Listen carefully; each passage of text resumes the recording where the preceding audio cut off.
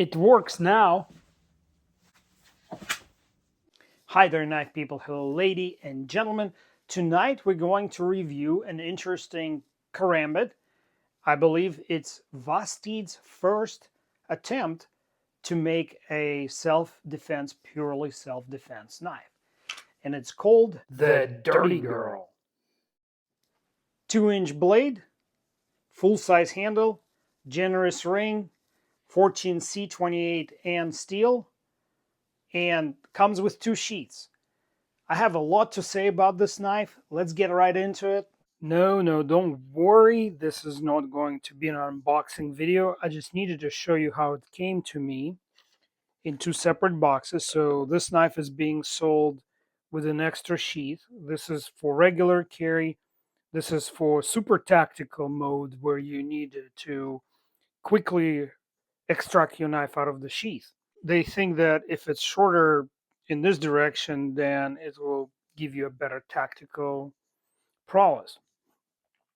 Now, this clip came attached to this sheath. I detached it since. And there was a second clip included. I'll get to it in a second. I don't know what this clip's supposed to do, but it doesn't hold. You know, when it's attached and you put it in a pocket or on your belt for that matter, it's so flimsy, the whole sheath will come right out. I am not a martial arts instructor, but I'm pretty sure that for self-defense, you need to expose the blade. And for that to happen, the sheath has to stay attached to your garment. I don't want to be overly critical as their first venture into the karambits, for all I know. They're much more famous for their excellent pocket knives, which I actually like. I have 3 of their knives in my collection. They offered it to me for review, and here I am reviewing it. And by the way, there's no contract between us. I will not be providing any kind of links that I will benefit from. You can find these knives on their website or on Amazon. You can do vosteed.com yourself. You don't need my help for that. And they gave it to me with a full understanding that I will do independent, unfiltered review, like I always do. And they even stated that they always look for a constructive feedback. So, feedback they will get. And I can't even get to the knife without giving constructive feedback about these sheaths, both of them. Did you notice the amount of force? Wait, I got to say something positive before I get into criticism. So here, both sheaths have these vent holes to drain the water out if it got wet, and metal furrows or eyelets to attach a pocket clip. Plus, they both look very tactical. And they have a thumb rest. So there was some amount of thinking that went into it. The execution was an overkill because when they formed it, whether it was in a form or between the 2 sheets of foam, they overcompressed it. And that's why it's so tight that you can't extract it when it's clipped to your belt. They overcompressed it. It takes an immense amount of force to remove it from the sheath, and even to insert it into the sheath, either one of them. See, this one is very hard to remove as well, even though it's supposed to be a quick access sheath. This one is a little bit easier to put in, but equally as hard. That's kind of a mystery, but it's equally as hard to pull out. Now, next thing are the clips. I already mentioned that one of them is dysfunctional, but if it was functional, you still would need hardware to attach it. My math isn't working out. You have 2 sheaths, 2 clips, but I only got 2 screws and nuts when I need 4. Oh well, only one of these sheaths works with those clips anyway. As you can see, it kind of barely, let me see, can you see it here? Yeah, it kind of barely lines up. It just almost lines up with these holes here on the extended sheath, but it doesn't line up on these holes. And the reason I say that, because if I put the nuts in,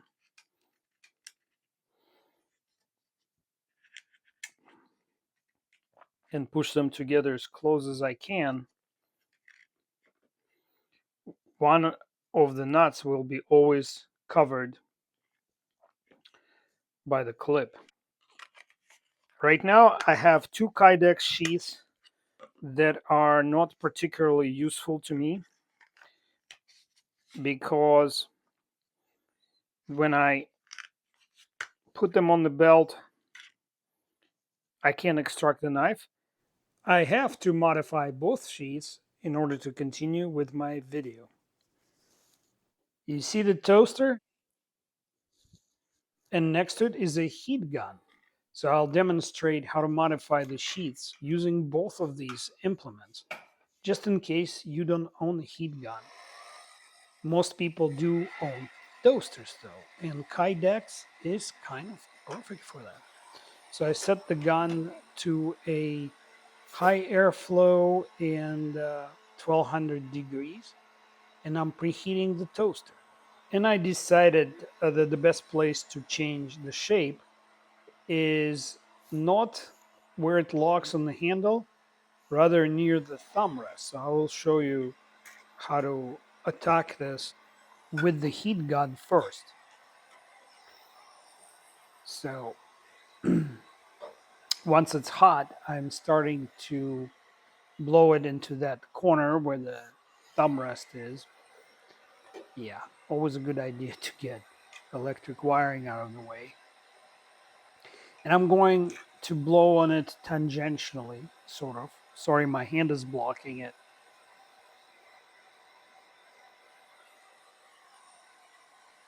So it doesn't take much or very long. This is all real time, no acceleration. And at some point it gets soft. You need to get it to a consistency of a thick leather belt. That's how it should feel. And then you have a few seconds to insert the knife and kind of hold it down a little bit. Check that the knife moves and apply a little bit of pressure. Now, you should probably wear gloves. I don't experience heat in my fingers the way most people do because I formed calluses there when I was trying to learn guitar, which went about as you expect. I think I got it on the first attempt here. Let me see. There's a little bit of a rattle, but it locks in and it extracts quite well. No problem. And now to the toaster. So all I'm doing, I'm putting the same corner where the thumb rest is in there. My right hand is pretty toasty right now. All right. And it doesn't take much either, maybe 20 seconds, maybe even less sometimes. You have to kind of keep your eye and don't drop it. Whatever you do, don't drop it in there. So now it's at the right softness. And like I said, there are a few seconds, it stays malleable. And do the same thing here. If your fingertips get hot, even through the gloves, use some kind of cloth. No need to build a complicated foam machine here. There you go.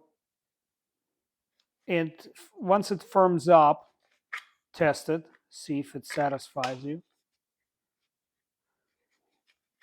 You know, I feel like I can do a little better on this one. So I'll heat it up. It even takes, now that it's warm to begin with, it even takes less time. And put it in, squeeze it just a little bit. It's like working with Play-Doh, except hot Play-Doh.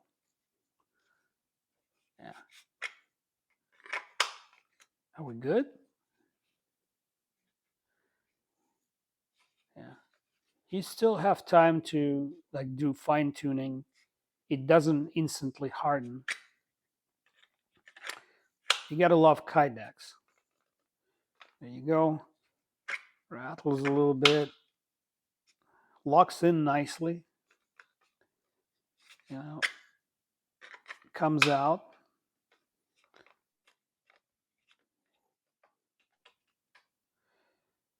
I can reduce rattle. I think they are too generous in the blade area, so I'm going to address that too.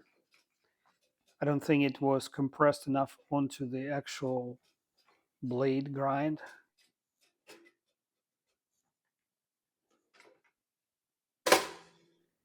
That freaked me out.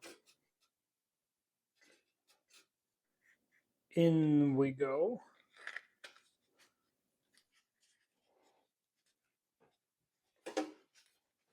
Give it a nice hard squeeze here.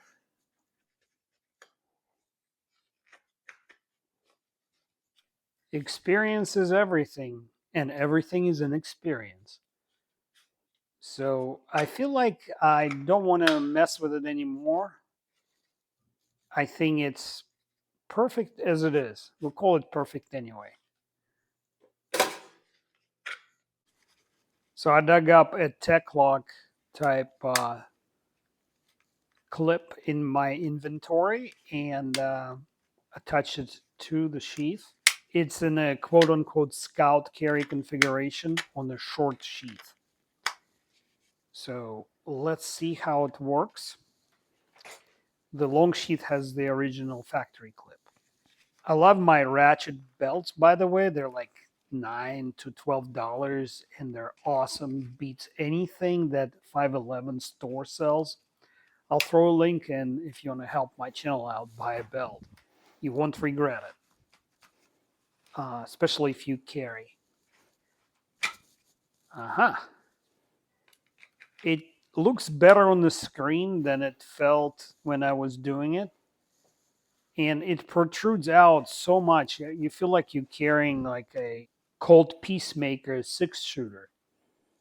So I think the bulky tech lock defeats the purpose here of slick concealed backup carry. Now let's grab the long sheath with the original factory El Cheapo clip. All right. And it's a little awkward putting the knife in when it's already on the belt, the sheath that is.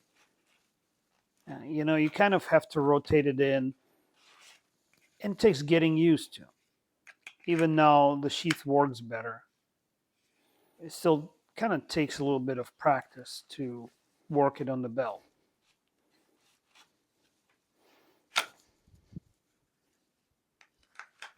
And let's see how it prints. Check this out. Yeah, this is a lot better. Let's get a feel for it.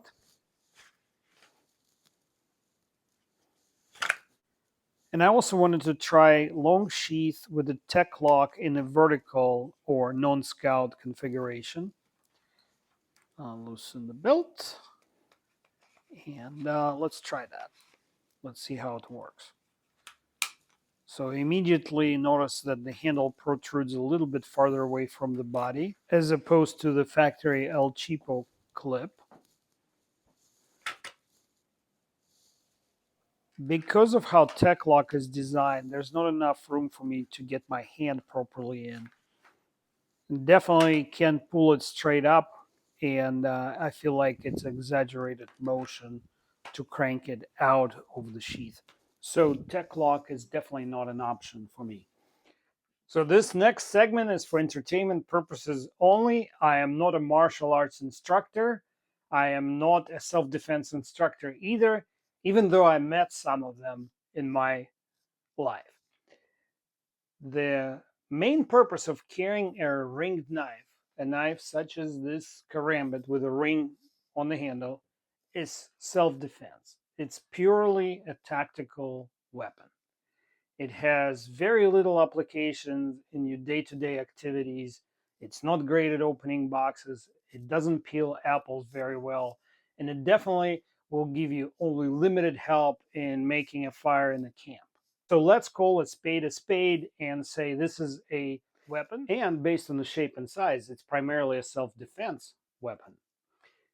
So you need to consider where you're going to carry and how easy you will be able to access it and deploy it. That's why the sheath is so important, and also considering where you place it. Now, I chose to place it at 1 o'clock appendix carry because that gives me good accessibility for the frontal defense, right? If an assailant attacking me from the front, that position allows me to deploy the knife quickly, and even directly after deploying, use the ring as a brass knuckle as a sort of first warning. And should I be restrained from behind, statistically most life-threatening attacks happen from behind, and your assailant will most likely try to restrain your arm motion. So potentially your strong arm will not be available or unable to reach the knife. That gives you a possibility to reach the knife with your weak arm and use the push-off ramp, thumb ramp, to deploy the knife, and then proceed to dissuade the assailant. Reach behind and rip. So let's do this real quick.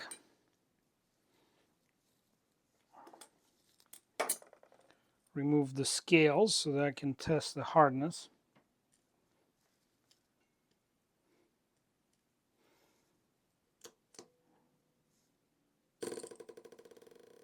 The steel is 14C 28N. And it's supposed to be, its normal range is 56 to 61 according to Sandvik, a Swedish steelmaker. Okay, so 57.5 to 58.5, a smack in the middle of this range. Let's do the other side now. Try it maybe in this area. Yeah, I get this question all the time. People think that on a production knife, differential heat treat can exist. I seriously doubt it. It should be pretty uniform. Ooh, yeah, see, I found a flatter area.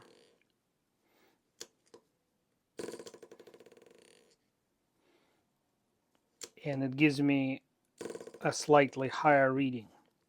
And that's why I put the incompressible liquid underneath.